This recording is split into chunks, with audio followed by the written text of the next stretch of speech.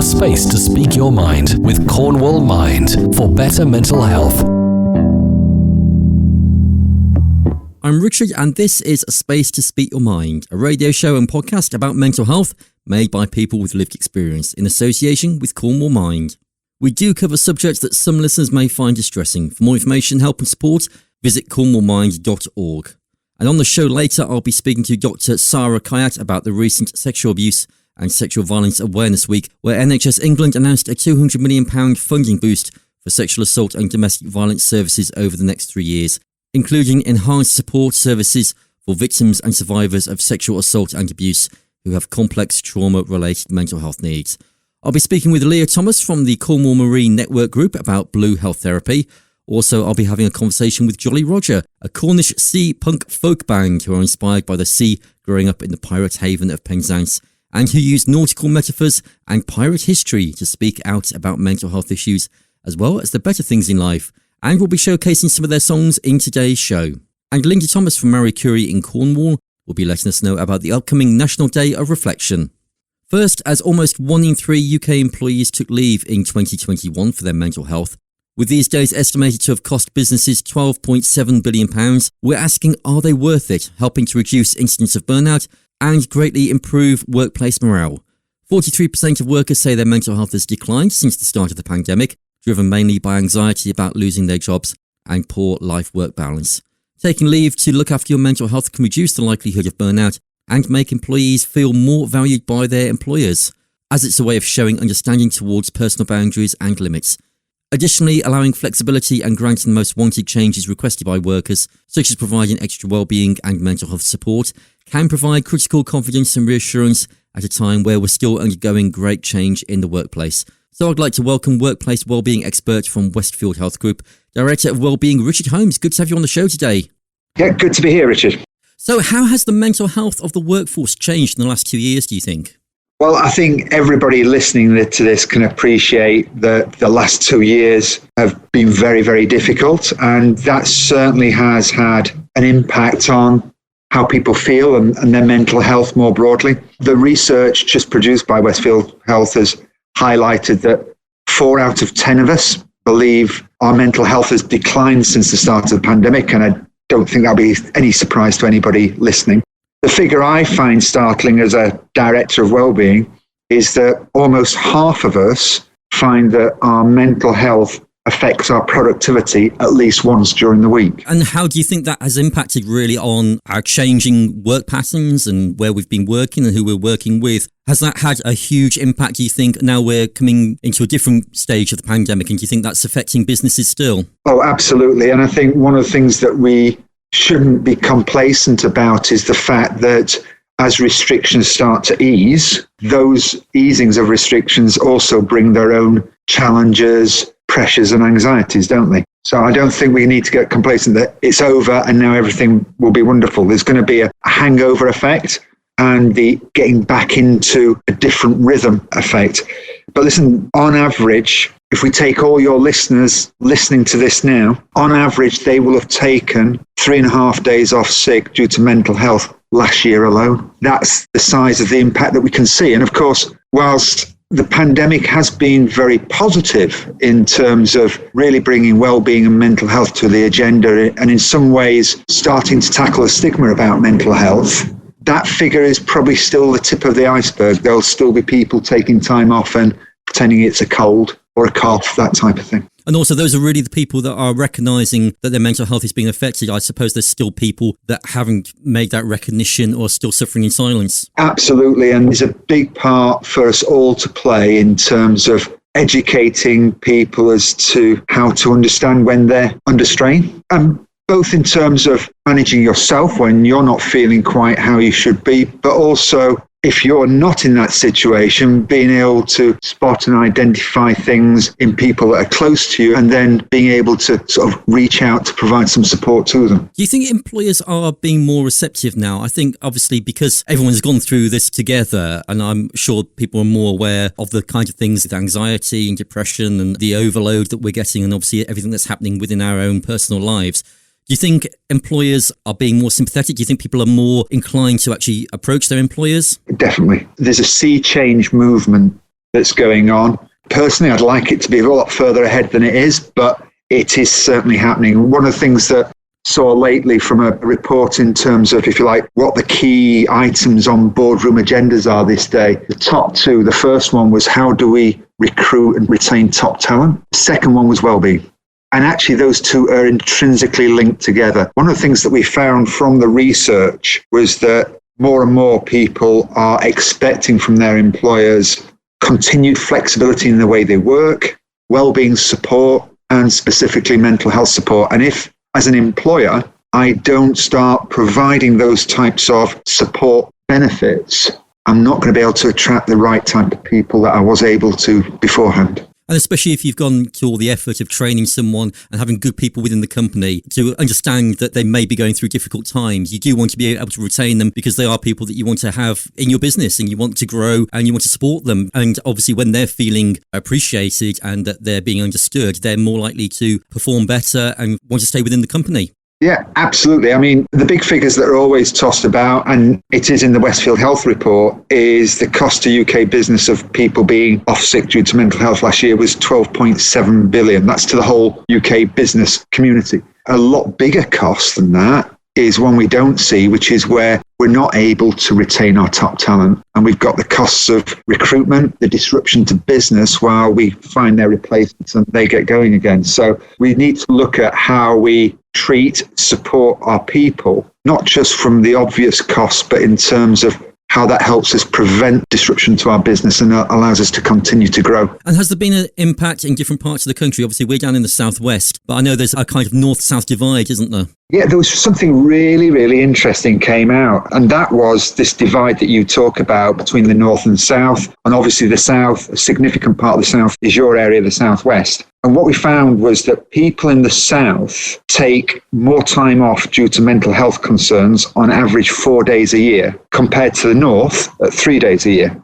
But what we also found, which is a sort of flip to that, is that people in the south appear to feel more comfortable in discussing their mental health with colleagues and also in asking time off from their bosses for mental health concerns. So while we know these absence levels are being driven by all the challenges that we're facing, what we shouldn't lose sight of is if we're reducing the stigma of mental health, which appears to be happening more in the south, that in itself is going to have people declaring days off as mental health related rather than making up other reasons. So it may not be that people in the south are suffering more than people in the north. It's just that they are declaring taking more time off because of it. And how do you think employees and also employers can better look after the mental health of their workforce? Are there simple steps that each group can take? Absolutely. I mean, the first thing from an employee perspective is let's not lose the sight that each of us individually is responsible for our own health and well-being. However, we do need support in that. And in the workplace, the employer is a perfect support mechanism for what they can provide. So what I would say to any employers out there, and saying that from the point of view that I'm also an employer, then to get your employees engaged, your first step is to actually understand what your employees' needs are. So you need to talk to them and then create a program that's tailored to meet those needs. The third point I'd say is in order for those programs to then be effective, you need to make sure your senior leaders are wellbeing advocates, because what we've found is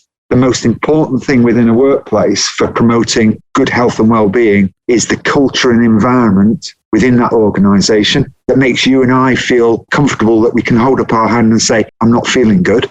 That comes from senior leadership. Nowhere else. So without that, we can put all the programs in place, but they won't be as effective. I'm just wondering, for someone that may be going through difficult times at the moment and is just at that point, they just don't know what to do and they're thinking, do I approach someone? Maybe even that their line manager themselves might not be the right person to go to because they don't feel that they're quite comfortable. Are there other ways that they can get around having a conversation, or are there other tips that you might offer to them? Yeah, well, they can. And the work you guys are doing with Mind is helping to spread that word as well. I think the most important thing people can do is talk. And the question then is, who do you feel comfortable and confident in talking to? It may well be your line manager. It may be a colleague. It may be a friend away from work altogether. Just breaking that ice first to get the conversation going really, really does help you sort of start to come to terms and get to grips with what you need to do. Obviously, talking is so imperative to our mental health. If you are within a group of people, and I know people are still working from home, but that first step is talking with colleagues, because maybe colleagues are also experiencing the same things, and coming together as one within your team might be a way forward. Yeah.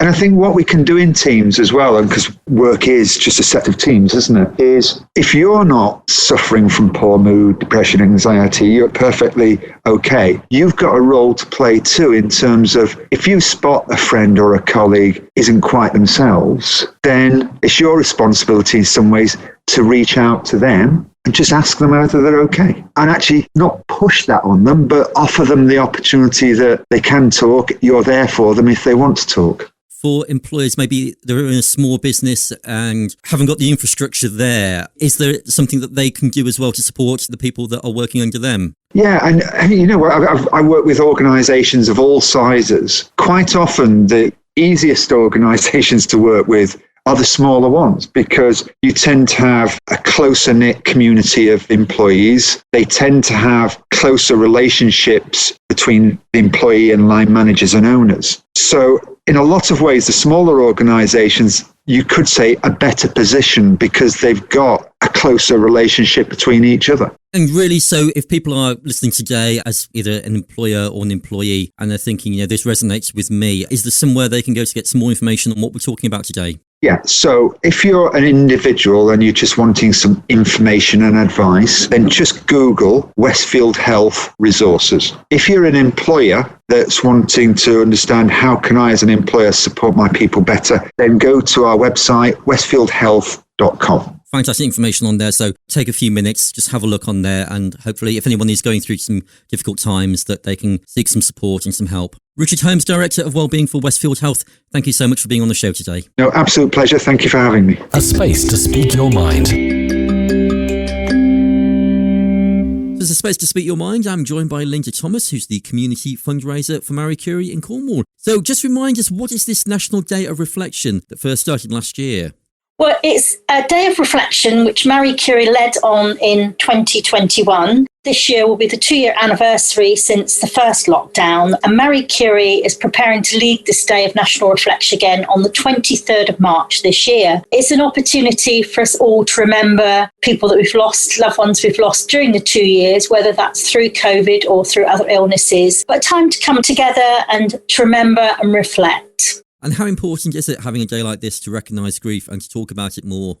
I think it's incredibly important because we all know that the last 2 years have been very, very difficult. And if you've lost someone, you've not had that support network to be able to reach out to close family, perhaps work colleagues, like you would in normal times. So it has been incredibly difficult for people that have lost someone. We all know that people couldn't attend funerals. So by having this day, we feel it's a day when people can come together in the workplace or with friends and family. And as I say, remember all those that have died. And it's estimated that over 5.5 million people have been bereaved since the start of the pandemic. So there's a desperate need out there to come together and remember. And important really just to take some time out and step back. And as you say, we've been through so much over the last 2 years to actually have a day of reflection. And what's going to be different this particular year? Well, this year, as well as having a minute's silence at midday, and we would like everybody to wear their daffodil pin on the 23rd of March, but there will also be the shine a light at 8 o'clock in the evening, or perhaps displaying flowers in your window.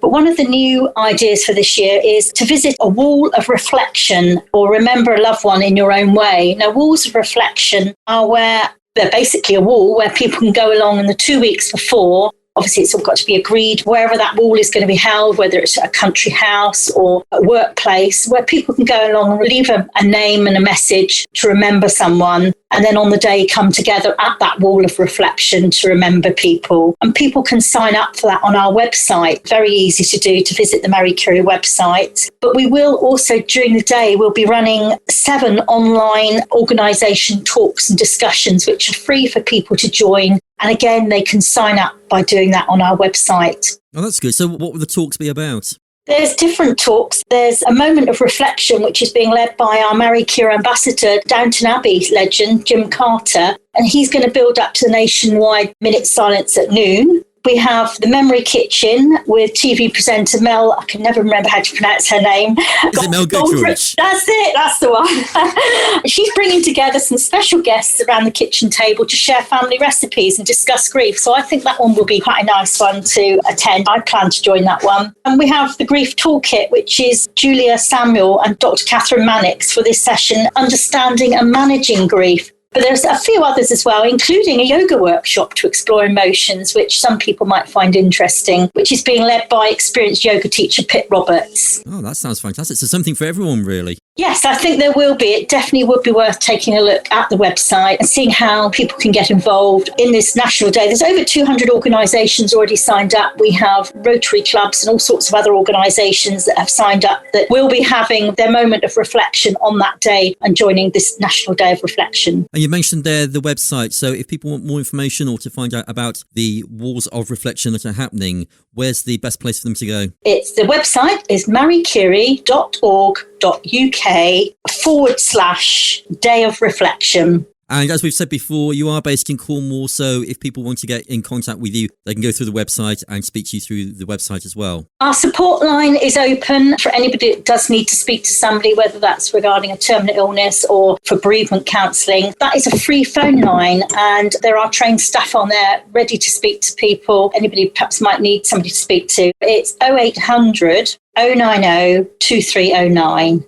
Or they can contact Marie Curie Cornwall by calling our Truro telephone number, which is 01872 260 500. That will bring them through to the fundraising line. So if anybody's interested in finding out more about Marie Curie and what we do and how they can support us in the county, obviously I'd love to chat to them. And just remind us one more time, the National Day of Reflection, when's that taking place? Wednesday, the 23rd of March. Lynda Thomas, the community fundraiser for Marie Curie in Cornwall, thank you so much for joining us. Thank you. A space to speak your mind. So it's a space to speak your mind. I'm at the Blue Anchor in Helston. I'm joined by Jolly Roger. Hello, everyone. Hey. So let's go around the table and introduce ourselves and what you do in the band. I'm Kynan, I'm the bassist. I'm Samantha, Lady of the Sea, play mandolin, guitar, vocals. I'm Real Big Bish and I play guitar, harmonica and a bit of saw. I'm Johnny, I play flute and drums. Really good to have you here. Talking about the band, you're quoted as saying that you guys quit your jobs to start a pirate band, and you say you thoroughly recommend it. So who was first to jump ship, if you excuse the pun? Oh, wow. I quit my job to join you guys. You're already going. The circus wouldn't take me, so it was an easy choice. I'm too clumsy. So it's you guys that formed the band, was it? Yeah, it was us. When was it, 2020? Just right at the start of 2020? 2019. Oh, yeah, well, Yeah. Was it? Oh, it was coronavirus. Just as it happened, we quit our before, jobs. It's amazing how many people started projects just as coronavirus was happening and they had to put things on pause. Did that actually help with things as far as writing music? Yeah, so basically I was living in Vietnam, and I know we're on mental health talking openly, so I was suffering with bad health anxiety when I was living over there, and I went to a few open mics, and I was fortunate enough to be given a guitar by somebody who was leaving the country. And I've always been into music and written songs like when I've gone through difficult times. It's really helped me, so I felt that was a bit of a sign. Just going along to open mics, that really helped, but my anxiety got so bad that I moved back home and lived with my parents for a bit, who were very supportive of me. And then I met Kynan, and we started a duo together, and now we are together as well. So Yeah. that was the start of our journey, and that's where Jolly Roger, kind of the beginnings of it, really. The pandemic definitely helped us in a really weird way. I don't like saying it, but we gained like this enormous online presence from doing like every weekly live streams and stuff. It was a help. Yeah, we got fans that are now from over different places that hadn't actually seen us live before. So that's really cool, being able to spread a little bit further online, doing live streams, because we lived together as a band at the time throughout lockdown. So we're able to like continue with the online presence and stuff, and that helped. And you all come from the Penzance area? Pretty much, I'm the only person that's over the bridge. I'm the only Plymothian, the only Devonshire. Everyone out, you're all Cornish. I mainly grew up in Salt Ash. So I'm technically Cornish. Yeah, you are. Still there, mate. I've just got my foot in the door there. Tippity toots. And tell me about the inspiration behind the music. So are you the main songwriter, or do you all write the songs together? It's collaborative, I think, really. I mean, we all bring our own little superpower, I like to think. What's the sort of genesis of it? Is it a case of the words come first, or is it music, or is it the ideas that you've got? A lot of the songs do revolve around mental health, so is it about times you've gone through or experiences you've had?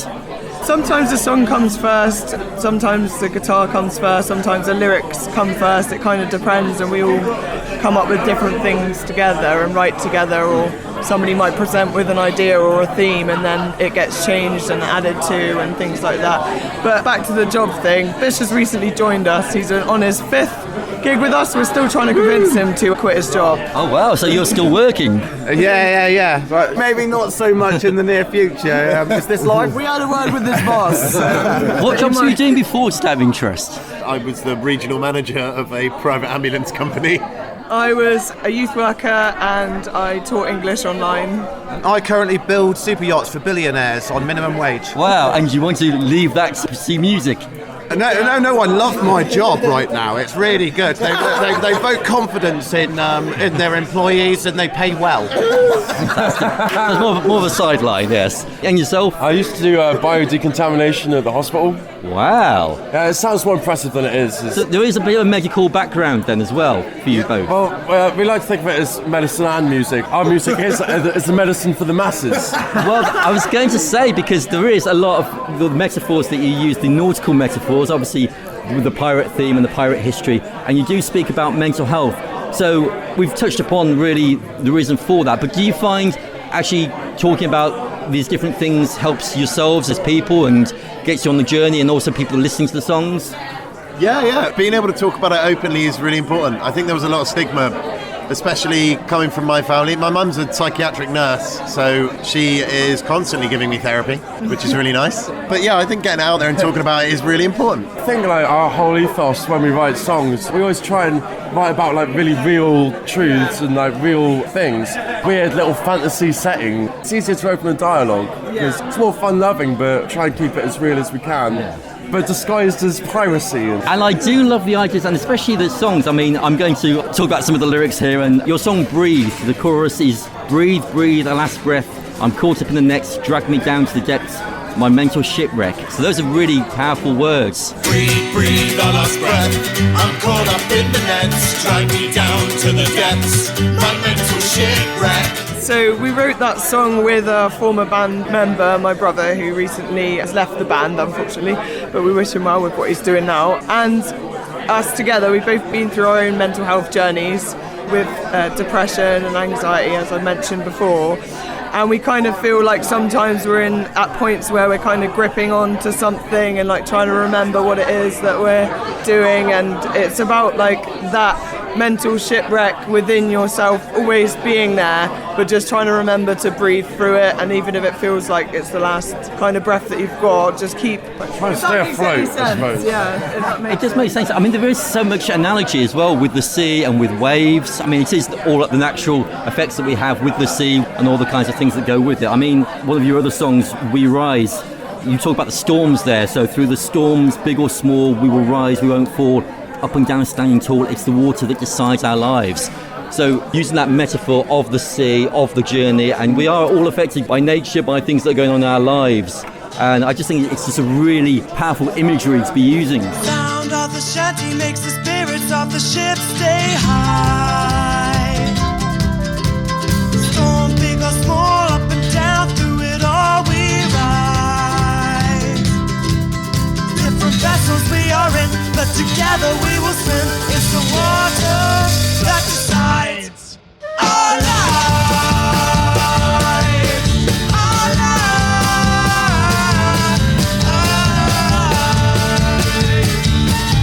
Yeah, so We Rise, we wrote that just during lockdown when we felt like we were all going through a pandemic together and we were all kind of in different vessels but in the same storm, and it's kind of reminding ourselves that we're going through stuff that's bigger than ourselves, but we all experience it in different ways. And the sea as well is so important to me. With my mental health, I've started wild sea swimming. I can't handle a bath that's tepid, and you just jump in any time. Well, a lot of people that are listening have tried wild water swimming, especially during lockdown, and there's so many benefits from it. So again, going back to the sea and the use of the sea really to help with our mental health. Yeah, exactly. It's really important to me. I got aptly named Lady of the Sea at the start of this, and it's a big part of my life growing up in Penzance, surrounded by the sea, and using it now when I go in the sea. I kind of visualise all of my negative energy kind of being released and then soaking up the energy. I'm just coming up so refreshed, because when you're in the sea and it's cold, you can't really think of much out. So it's a really mindful exercise for me. Obviously, if people are going to go in, then be safe and read up about it before, but it's really helpful for me, actually. It's amazing. I kayak a lot and things like that, and I've tried it. I remember New Year's Eve, absolutely slammed it in, and it's not easy. It gets very, very teasy very quick. But I'll tell you what, after it, when you come out, you're rejuvenated. You can feel the endorphins. You can feel everything within yourself that there is. Even for the less than a minute, I ran in it as quickly as possible to make sure I was engulfed at least, and then ran quickly out of it. But you can feel the benefits nearly instantly after. It's a feeling of success with yourself. You managed to do something. It's like something that you're scared of, that you managed to battle through in your mind. Yeah, absolutely. I smashed it. I was in. You mentioned lockdown. I guess it was before lockdown that you played Boardmasters and also Cornwall Pride. So you've done some big gigs already. Yeah, Boardmasters was mad. Cornwall Pride was terrifying. We didn't know what to expect on that. We thought we were going to be on a little stool. And then we walked out onto a stage and there was 1,000 people in front of us. And we were like, oh my God! It was kind of bizarre coming out after ABBA and... no, it was a Queen tribute act. It was Old Fashioned Lover Boys. Lover Boys, that was it, yeah. But we played that after the first lockdown. We played Cornwall Pride and Boardmasters, actually. Boardmasters was supposed to be going ahead in our first year in 2019, and we got booked in then.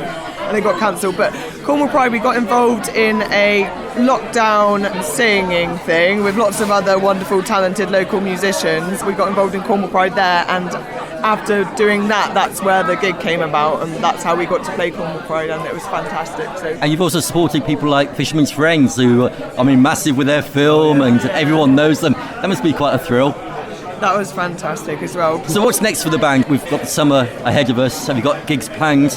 Yeah, I don't know how many of them I'm allowed to talk about, actually. But lots of exciting we've got festivals. Really big festivals to play this year, which is terrifying and awesome. And off to Germany as well. Off to Germany. Yeah. Oh, wow. In September. And because this is our main source of income, it's our only, and we're gigging all of the time, so we're constantly on tour. We're announcing gigs all of the time. Our diary is pretty full for the rest of the year, so thank you for everyone that's booked us, and thanks for everyone that comes along, supports us and buys the merch and stuff, because it really is our dream, and we just believe in this is our life, this is our dream, and this is what we want to do, and it all just makes it possible. And it takes a lot of strength and belief to keep going sometimes, especially through the pandemic, but we've got a wonderful online community page of all of our shipmates and crew and community, and everyone's just so loving and supporting and talking about their mental health openly on that as well. And the kind of community that we built around Jolly Roger I'm really proud to be involved in it, and we've met so many amazing people along the way. Well, what we'll do, we'll link to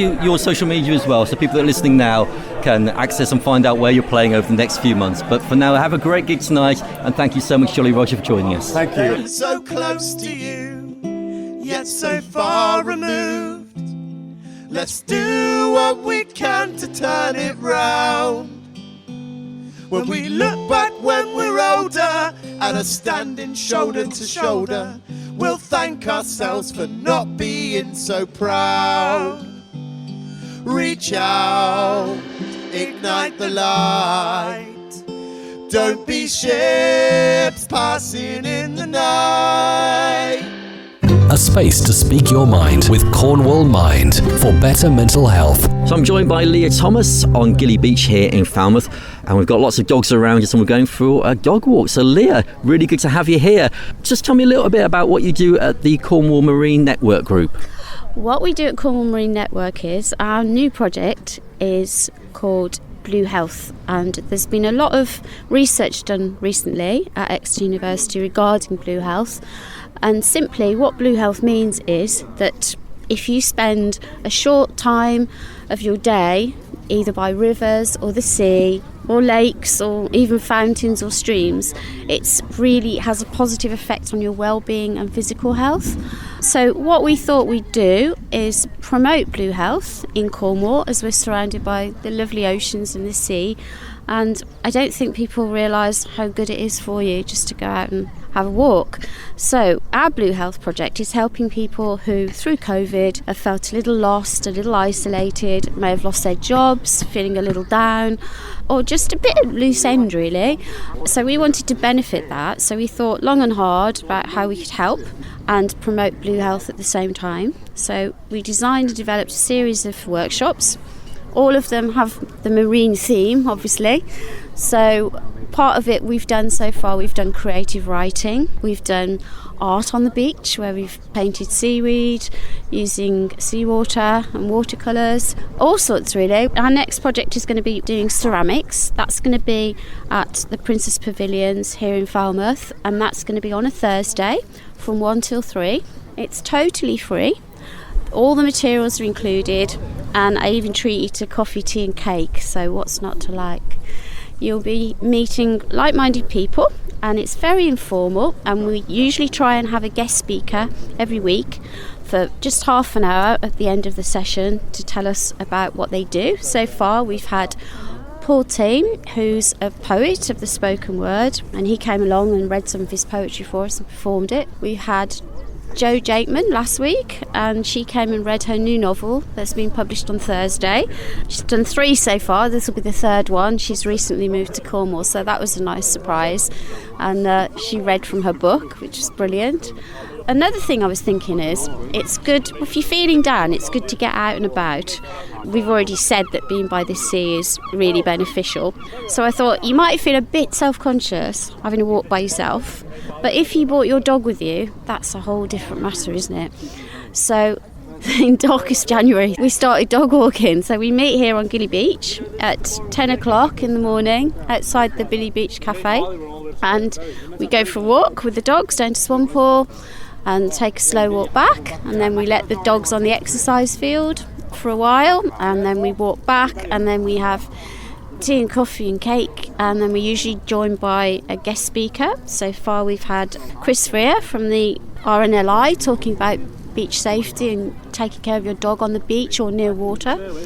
We've had Catherine Hall, who designed some adder packs and came and gave us a small talk on first aid for dogs, including what to do if your dog gets bitten by an adder, which apparently there are an awful lot about, which is quite scary, especially in the Hale Towns and area, in the sand dunes and things. Apparently they hide in the sand, which is a terrifying thought, I know. But a lot of people don't know what to do if your dog, it can be really serious. So she's created these adder packs. So that's great. And we've had Jodie Mercier from Canine Crusaders, who told us all about her volunteering experience at Canine Crusaders. Like I said, it's very informal, it gets you out and about, it's nice to have a walk by the sea, and it's even better to bring your best four-legged friend with you. I was going to say, because we've got one of our four-legged friends here. We've got here, Hector's a pug. He's 6 years old, and he's not the fastest, in all honesty. He's a bit of a dawdler, to be truthful, Richard. So he usually holds everyone up. He likes to meet and greet everyone. He's very sociable. I think this is the highlight of his week, actually. We're joined, you can probably hear in the background, we're joined by quite a few dogs, and we're going to go for a little walk. It's quite sunny today, so it's a great thing for people to just come down, bring your dog along. And as you're saying, that you get so much benefit, both for your dog having the exercise and just for yourself being out in the open air, meeting up with people, having a bit of a walk, and being out in the fresh air, being out for a little bit of exercise. It's nothing too strenuous, but just something just to be able to go outside and just to stretch your legs a little bit. That's very true, Richard. And I just want to say, it's open to everyone. You don't have to be tremendously fit. We don't go that far and we don't go that fast, really. It's more of a social event. So yeah, it's like if you want to just join us for the first half, you're more than welcome to do that, or even join us for the last half and come and join us for tea and coffee and by the sea. I think some of the dogs are getting restless now, so we're going to go for a little bit of a walk. Where are we now? This is Swampole Beach. Some more dogs. We've just had another little encounter with another pug. We have. It's very rare. So, and he was a big boy, wasn't he, Richard? He was. We've got a couple of photos as well. We'll put those online. So just tell me what the plans are for the future as well. Well, we've got basically a year of activities lined up. The project's due to run to about 2023. So we've come up with, usually we change our activities once a month. So, for example, another thing that we wanted to do was bring the seaside to the town, because if you've got small children and maybe not much money at the moment, like the rest of us, it's hard and it's difficult to get your children and all their stuff that they need just mere getting to the beach. You know, if you don't drive, it's hard to get on the buses, or if you do drive, you've got to pay for car parking. And then you get to the beach and of course they want ice creams and things, and it all adds up, doesn't it? And if you're on a tight budget, it's not the easiest of things to do. So what we're looking to do is bring the seaside to the town. So we're going to be taking over Westfield Community Centre one Thursday afternoon every week in April, and we're going to do the same sort of thing in the summer. We're going to have sand pits, water play. We're going to have Ben Holt from the Mobile Rock Pool project is coming down, and he's going to do a mobile rock pool for us. There's going to be ice creams and some seasidey themed creative activities. Got all sorts of things. If I could get donkey rides, I would, but I'm having a bit of trouble sourcing them at the moment. Oh, that would be amazing, yeah. Wouldn't it just, yeah. So I'm going to turn the community centre into as much like the seaside as we can, and people are welcome to just come in, pop in for an hour or 2 hours, spend a bit of time having a cup of tea, having a chat, letting the children play, or even becoming involved in those creative activities with themselves, with their children. All ages welcome. We'd be really happy for people to turn up. And what we'll do, we'll put those links and the website address online as well so people can access those. But I think we need to go for a bit more of a walk, don't we? I think we do. Let's start heading back because the clouds are gathering, aren't they? So we're just arriving back on Gilly Beach and Hector's digging a hole. He's enjoyed himself, and I think we've been so lucky with the weather, apart from it's just now started to rain, which is a shame. But until then, we've had glorious sunshine, haven't we, Richard? Yeah, it's been really, really nice, and I think everyone that's taken part has really enjoyed it. But looking towards things that are happening as we're getting towards springtime, there's a few activities that are happening. As we said earlier, our project is all about blue health, and that's very much concentrated on being by the sea. So a lot of our activities, we've had to wait for the weather to slightly improve before we do these. So we're going to have sea swimming lessons for beginners. We're doing a course of those. We're going to be doing paddle boarding. We're going to be doing kayaking. We've got a workshop where you make your own swim hat using recycled materials. We've got a lady who does a mindfulness and meditation, and her name's Pippa Best, and she does sea blessings, which are affirmation cards. So if you're sat on the beach, you have an affirmation card, and that will give you something positive and wonderful to think about and concentrate on. So yeah, we've got lots of exciting things all lined up and all very much based around the sea and being on the beach and in the water. And we're really enjoying it now. The sun's just breaking again, so I think we might be in for a little bit more sunshine. So it's great activities that are going to be happening. We'll put all the links on the website and through our social pages as well, so if people want to get involved, they can do. And for the groups that we've mentioned today, is there an eligibility for people to take part? Yes, there is. So the Blue Health Project is part funded by the ESF, the European Social Fund, and part funded by Cornwall Marine Network here in Falmouth. Most of our work is done in and around Falmouth. So the project is open to anyone who's 18 and above. There's no upper age limit, so retired, more than welcome. And the main rule is that you're currently not working, and that could be a multitude of reasons. You could be a stay-at-home mum or dad. You could be recovering from illness, you could be recovering from bereavement, or just feeling a bit isolated. Anything at all, as long as you say not working, over 18 and live in the Penryn Falmouth area. We're going to put all the details on your website, so you'll be able to get in touch and we can book you in and tell you what's going on and what time and when it's all happening. That's great, Lea. So just remind us again about the benefits of the Blue Health Therapy. The Blue Health Therapy means that you get to spend time outdoors on Cornwall's lovely beaches by the ocean. You get to spend time outdoors and feel energised. You have the opportunity of meeting new people and also about learning about the marine environment. You also get to discover and get to have a go at new activities, and also we can tell you all about careers in the marine industry and careers surrounding the sea.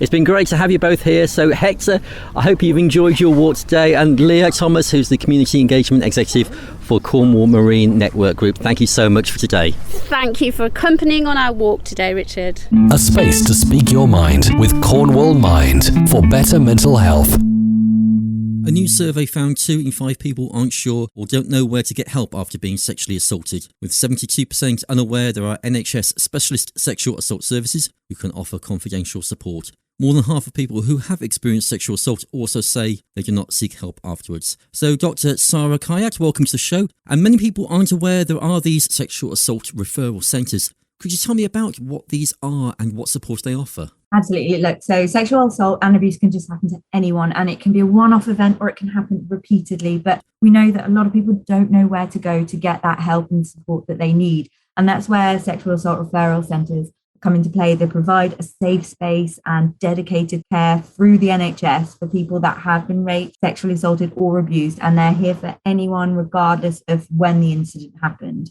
They're located across the country and they can offer various services, including crisis care, medical and forensic examinations, healthcare that includes emergency contraception, testing for sexually transmitted infections, and mental health support. And the nearest one to many of our listeners is going to be at the Truro Health Park, which is on Infirmary Hill in Truro. And there's also 2 new clinical lead roles for domestic violence and sexual assaults that have been created. Are those going to be available at each of the centres as well?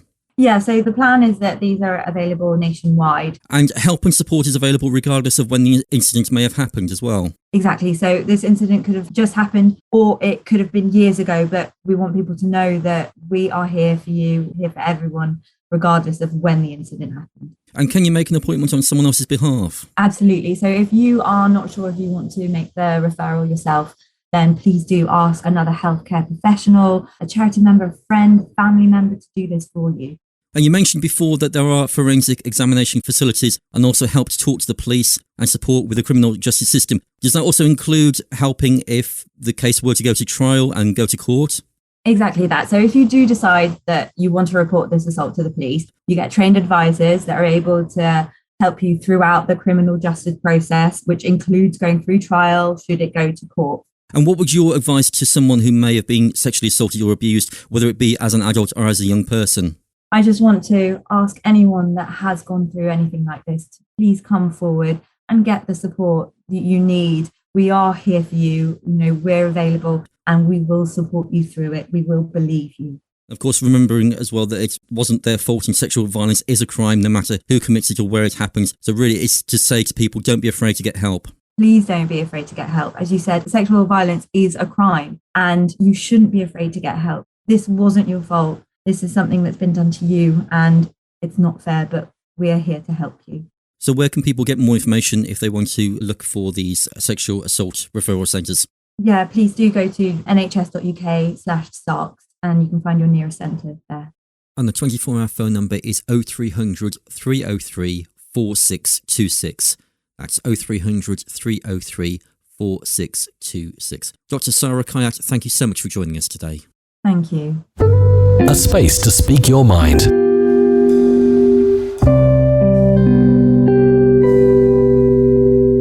And that's the end of today's show. If you missed anything, you can hear the podcast right now on Apple Podcasts, Google Podcasts, or Spotify, or wherever you get your podcasts from. Just search for A Space to Speak Your Mind. And don't forget, for support and more information for better mental health, visit the Cornwall Mind website at cornwallmind.org or call the Mind helpline during office hours on 0300 123 3393. And you can call the Samaritans anytime for free on 116 123. If you'd like to be part of the show, you can get in contact with us. Just email aspacetospeakyourmind@gmail.com. And you can find us on Twitter @aspacetospeak or follow us on Facebook. We'll be back for our April show, but for now, have yourselves a good month.